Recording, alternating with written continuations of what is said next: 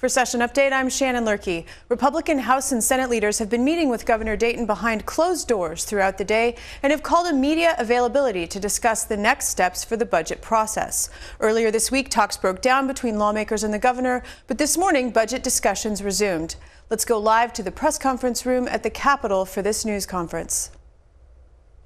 Is everybody ready? Got your white balance? Well, thank you for joining us this afternoon. It is now, Friday afternoon, 4:16, a bit reminiscent of 2 years ago. The Republican leaders in the House and Senate have gotten to the point where we've had really great conversations with the governor. We've made real movement on both sides. We have come closer together. We are not all the way to where we want to be with the governor, but we have come to the point where the time clock means that we need to start our conference committees and start moving bills. So this is exactly where we were 2 years ago. We have decided to set joint budget targets that we think represent real compromise with the governor. We have moved our positions pretty significantly. I'm looking to see if you have those in your hands. Do you? Yes, they've been passed out. We think this represents real compromise. We are moving forward with the same strategy that we had 2 years ago, which was trying to put together bills that we think the governor will sign. This does not mean that we are walking away from the table with the governor. We absolutely, in fact, the opposite. We hope to engage with the governor over the course of the next 3 days and get to agreement on all of these bills and get bills to his desk that he can sign so that we can get our work done on time. So the joint targets really represent movement. We think real compromise from both sides. Our tax number is literally exactly the halfway point between the governor's number and our number. And we think that that's a very significant indicator that we're serious about getting bills signed and getting our work done on time. So I'll turn it over to the Senator. Yeah, just a couple other things. We did get agreement on the numbers for ag, and we think that bill is being wrapped up. We do have agreement on the environment number as well, so we hope that one gets wrapped up. And we're close on a number of the bills. There's so many of them that we're close on, but not quite there with the governor. And so that's why we picked the 660 tax relief budget number. If you look at what's in that one, there's going to be Social Security exemption for seniors. There'll be small business tax relief. There'll be ag property tax relief, and so much more. And so that still is a good bill, but it's not where we wanted it to be. But that's the halfway number. So we've come halfway on our part, and we're asking that the governor finish up with us on time. And so we've met quite a few times. We would make progress, and it seemed like we were taking a step back. We tried to adapt to a number of changes in when we wanted to have targets and how we came together. But here we are today. I called Tina Smith because the governor's out at a funeral and just said, want you to know that these are coming, that we're trying to communicate. We want to keep moving. We want your chairs to be involved with us as we move through the process so that we can still finish on time. So if you guys, as this talks progress, if you guys make changes as you negotiate with the governor, at what point can you still add those changes to the bills, and at what point is this a missile that's just going to keep flying? I think the reality is we can make changes right up until the bill passes the second chamber before it heads to his desk. And we want to remain flexible. If you notice in our numbers, we've left $86 million in the bottom line. That is very specifically to leave us some flexibility as we work with the governor over the next 2 or 3 days to fill in blanks or use that where it might be necessary to close a gap. So we very much want to stay engaged with the governor right up until the end. But we've reached that point in session, which the exact same thing happened 2 years ago, where the legislature has a job to do, and it takes a few days to get the bills, conference committees closed up, and the bills wrapped up and passed out of the both chambers. So we've kind of reached that point where we have to start that process, but it doesn't mean that we won't continue to engage with the governor, and we certainly hope that his commissioners will be engaged in the conference committee process, and we can come up with bills that the governor will sign. Mr. Speaker, this is just like 2 years ago. 2 years ago, you and Senator Bach reached a deal at the governor's house without the governor. it didn't get done on time, there was a special session, is that where we're headed? Well, we had, 2/3 of the bills got signed. We had 3 bills that went into special session. 2 of those bills ended up almost exactly the way they were. I think very minor changes and maybe slightly more significant changes to the K-12 bill. I hope that's not where we're headed. I hope that we've all kind of learned that we still do have an opportunity to work together over the next 2 or 3 days, and I hope it means we can get it done right by the end. And I'll note that we're very serious about making sure that we do the work that Minnesotans sent us here to do. We left very specifically 5 weeks at the end of session, which is extra time, more than I think at any other time in recent history, to get this work done. Now, that didn't work exactly the way we had hoped because the governor had different ideas, but we're committed to doing this, and this will be a second full balanced budget that we put on the governor's desk before the end of session. So we're committed to doing our job. Will you need a special session logistically, just like last time? My hope is not, and we hope to keep the governor engaged over the next 2 or 3 days. We hope that we can prevent that. When are you meeting with the next, Mr. Speaker? Is there a scheduled meeting? Or Mr. As we left, the governor had to go to an event, and we talked about the possibility of a meeting after we were all on Almanac, so a little plug for Almanac there, just saying. But yeah, the other thing too is we compromised on the transportation bill. We all think that that's important that we have a significant number there. That number dropped from $372 million down to $300 million because we want to get this done. And I told the governor that we intended to put more money in the later years, the tails as we call it here, so that we funded that properly. And if we could get it all done, we'd do a bonding bill, and some of that would have roads and bridges money as well. So we're doing everything on our part we can to get done and to bring the governor to the table. We all want to get done on time, and we think we can do it. We're doing our part, and we want the governor to do his part. Does your proposal have any specificity on the E-12, specifically pre-K, or is that the next step of the process? At this point, no, and you've heard the governor say a few times that he didn't want to do any policy at all, and we push back on that and say every bill always has policy. Every year there's policy. The tax bill alone has 300 policy provisions that are from the Minnesota revenue, and we think we need to work through those. As far as the ones that are more volatile, we'll communicate with them, and we're trying to get some of the things that we think are important for reforms. The governor, I think he has some as well, and so we'll work those out. That's not the end of the world to get those done. I see your budget now has a drawdown of the healthcare access fund. Is that properly understood to be one-time money, or did you also decide to keep that healthcare access fund going with some change in the provider tax, which I think now has a sunset in 2019? Right. There is no extension of that provider tax in this bill. And if you've seen in all the governor's proposals, he wants $350 million of health care access. So we came his way a little bit on that as well, because we are trying to bring this to a close. I still think we can do it, but that was our compromise with the governor. So is this one-time money? Yes. Yeah. Is this understood as $258 million in cuts to HHS plus another $200 million or healthcare access, or is the net $58 million in cuts? The net would be 258 down. Okay, So, and then another $200 million offset? no, Okay. 458, and then the 200 healthcare access would bring that. The other thing I want to say about the healthcare access is we also have talked about, both House and Senate, that we have $142 million that was taken out of that for the reinsurance bill that the federal government will likely pay us, and so we expect that to come back into the healthcare access fund. Did you present these targets to the governor as an offer, or is this new, or are these new since you last met? We didn't, we kind of have tried to get away from the offers back and forth. The senator and I snuck away from all of you last night and went over to the residence and just met with the governor in person. We continued that today. We met with our larger group, and we have since met, I think, twice with the governor, just us, to try to get to an agreement and to try to at least feel each other out to where the guardrails and boundaries were and our constraints respectively. So this is really similar to what we did propose to the governor as kind of where we needed to be. I think we are open and want to and you can see that in our numbers. We've left a little flexibility in case we need to make some changes to get bills suitable for signature to the governor's desk. But we've tried to get away. We've tried to work together rather than kind of an adversarial firing offers back and forth. We think that maybe is more productive. So. Did he respond to this idea at all? Did he say, I will veto it all if we don't have a signed agreement, or is he open to signing some of these bills?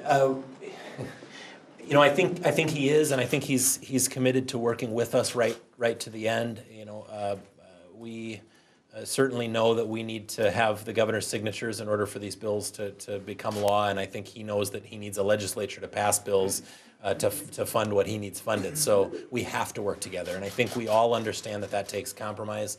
We certainly understand that we're not going to get everything we want. We know he understands he's not going to get everything he wants, but ultimately we want to put forth a budget that really invests in Minnesota's priorities and funds those shared priorities, while still respecting, you know, some tax relief and some money for roads and bridges. We think all that is important. When do these bills hit the floor? Well, that's yet to be determined, because we still are working with the governor. And so we want that to be part of the process. But obviously, when we start conference committees, we know we're near the end. And no matter what, we're near the end. It's Friday, whatever time it is now. So we got to get going. So the conference committees will meet tonight, tomorrow? That'll be up to each one of the conference committees. We've told them we need to get started. The hospitality industry tells me they're expecting preemption, they end up in one or more of the final budget bills. You know which of those bills it'll end up being at? Yes, I do. And that's always been something that we've worked towards, and there are some things that the governor wants as well, and we're going to find a way to put those in a basket. So. Will any of these bills have a lights on provision? I don't know that we've had that conversation yet. You know, we still are working towards what we hope is a successful conclusion that will get bills signed by the governor. That's what we're working towards, and we're working with the governor to accomplish that. Are you expecting to put a bonding bill on the floor? It's certainly on the table. We had a bonding bill on the House floor earlier this week that did not achieve the number of votes to pass successfully. It was an $800 million bill, which is what not only the forecast has called for, but what we have in our budget targets. So, you know, I think a bonding bill is an absolute possibility. I don't know if I'd say a probability, but you know, leaning towards a probability, if not certainly a very, very strong possibility. And on transportation, is that you mentioned, I think, Senator, is that a must-do, or is that you'd like to do? No, that's a must-do. And 300 was a huge sacrifice for us to say that we want to lower that just to try to get this done. And you know, that's why we'll work towards what it looks like in the second, third, and fourth year going out. But that's a give up for us. So we want the governor to give as well. We came way down on the tax bill, and so if you look at the tax bill and the transportation bill together, they're below $1 billion. And early on, you know, the governor talked about, you know, you guys want $1 billion, and seemed open to that. And so we're a bit frustrated that we're not there yet, but we're going to keep working towards that. And talk a little more about policy overall. Is policy going to be in these bills at the same level it was before? Are you taking some out? If you're compared to the first bills forward, there'll probably be less policy, but there'll still be policy. And our end goal is to have bills that the governor can sign, that the people of Minnesota will look at and say, this is really good for Minnesota. We want a good tax bill, we want a good transportation bill, and we want to properly fund the different parts of government. But we are concerned about the overall spending of government. Health and Human Services growing at a rate of 20% per biennium is too high. So how do we lower that so that we have money for transportation and tax relief and education and all the other things that we look at? And so that's why it's complex. We're doing our part, and we're going to keep inviting the governor back to do his part. So will there be policy provisions in these budgets that the governor specifically cited in his veto messages from the first round? You know, we'll have to work that out. We have been in conversation with the governor on a number of areas that he doesn't really want, but then the question is, you know, what will you accept? We don't really want the spending increases that we have, but some of that we're willing to accept. And so there's many parts that it's a tug of war, you know, and where we end up at the end is someplace in the middle. So will the conference committees have the commissioners in and kind of negotiate with them all along, or is this just going to be conference committees saying, here's how it is? No, we hope to have the commissioners engaged in the process. That did happen, I think mostly successfully 2 years ago. once Senator Bach and I had reached an agreement on what those budget targets would be on Friday night, the governor stayed engaged, and those bills were changed and improved to the point where 2/3 of them did earn his signature, and we hope to get to a point this year where 100% of them earn his signature. And I think when you look at our numbers, you'll see that there is real concessions here on some of the things that were our biggest priorities, and I hope that everyone sees that as real, genuine effort to get to the kind of compromise that will get these bills signed. What gets tossed out in the smaller tax bill? I don't know, we're still a little, it's too soon. It's too soon. Yeah, that's. We might tear up if we talk about it too much. So our tax chairs just found out the number that we came down to, so we really haven't worked through what that means. And so, some of the key things I mentioned here are things we hope to hang on to. Were some of your chairs and members upset about the new targets they were given and some of what they had to give up here? On the Senate side, absolutely. We didn't want to have to go down on the transportation bill. The tax bill's going down, and spending has been going up on a bunch of the other areas. And so, but that is part of how you get to the end. And so we're going to keep fighting for transportation, for tax relief, and watching spending. And the governor will have his priorities, and we'll figure out how we finish it. A couple days ago, I think it's 9 mayors stood where you are, saying they needed LGA. Representative Davids talked about, well, we're giving the sales tax cuts. How are the cities going to fare, do you think, in this tax bill? LGA or the sales tax cuts? Well, we're going to let our chairs work with the commissioners. In fact, that prior question, our chairs have been working with the commissioners, and the governor's been asking for more LGA and more CPA. I mean, I have to be open to that and consider that, and what we can fit into a 660 bill, that's what we have to decide. Does the state government budget bill accommodate a legislator pay raise in its figure? Thank you for that question. So we will find a way because the Constitution requires it. If we do nothing, the Constitution directs that the first dollars out July 1 are for that small pay raise. So, but that's something that the people voted for, and we're gonna live with it. But we don't have a choice. I know the House is trying to figure out a way to work around that, and but the Senate has always said we're going to deal with what the Constitution says. So, thank you for that question, Brianna. Let me clean the bus wheel marks off of my. No, I'm teasing. We are still trying to figure that out in the House. It obviously is contentious. It's controversial. I'm not sure completely that people understood what was going to happen when they voted for it. I think it was worded a little bit creatively on the ballot. I do think that people very often, when I go home to my district, think that we make $130,000 a year or something, or what do they make in Congress? $180,000 a year. Half the people in my district think I go to Washington every week. But the reality is that legislators make $31,400 a year, and we give up a lot of our life. So we're trying to figure out a way to navigate through it in the House, and we haven't figured it out yet. So it will be in there. It'll be on the We Senate have two different side. positions right now. Have you figured that out? We're not always on the same page. Senator, do you expect to require Democratic votes to pass this? Well, I hope not. I mean, in the end, we're looking for a global agreement that automatically means that you're going to have Democrats and Republicans voting for it because the governor's going to sign it. There may be some bills that are just Republican, but I don't think so. As I look at the bills, if you look at the numbers that we're putting out there, in the end, I think we'll get there with support from both sides. One of the more dramatic increases is the change in the State Department's bill, up $100 million. Can you tell us a little bit of the thinking that went into that change? Well, so right now it's 40 million. Is that the number to be? Yeah. I mean, so it's literally meeting in the middle. yeah.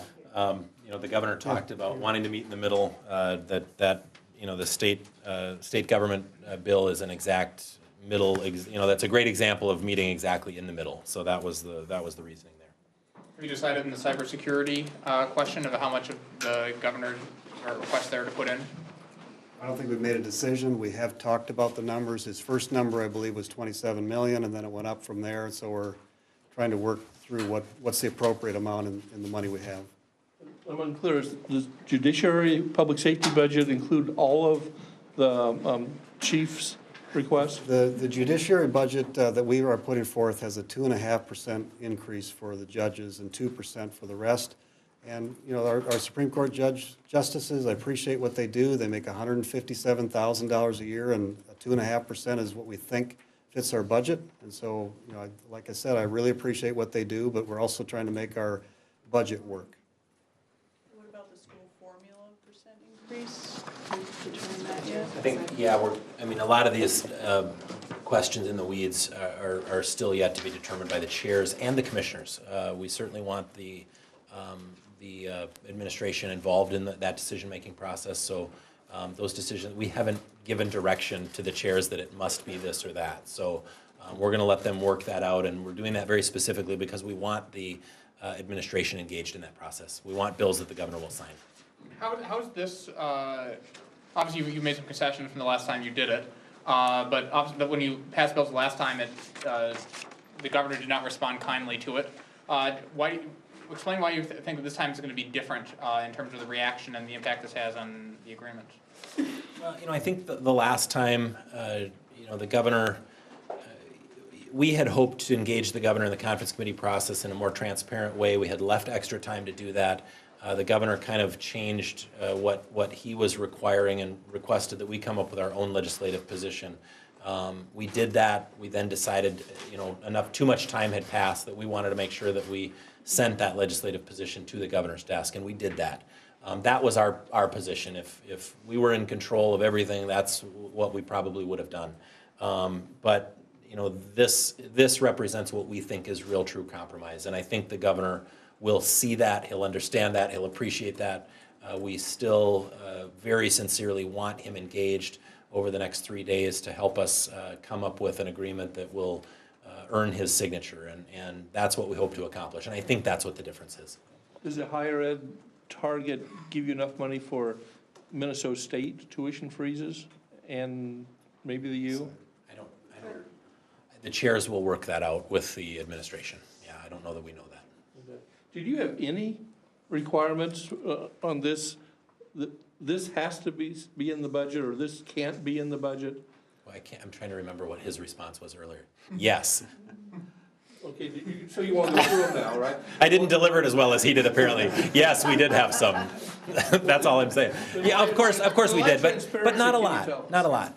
You know, we really want to leave it up to the chairs, and we want to leave it up to the conferees and the administration. We want them involved in this process. The more direction we give, the less those people are making those decisions in a transparent way, and the less the administration is going to feel like they're involved in actually putting these bills together. So, and we won't have a very good opportunity to get these bills signed if we don't let those people make those decisions. So we want everybody engaged in the process. So yes, of course, we've given a few here and there, but I think they're really minor.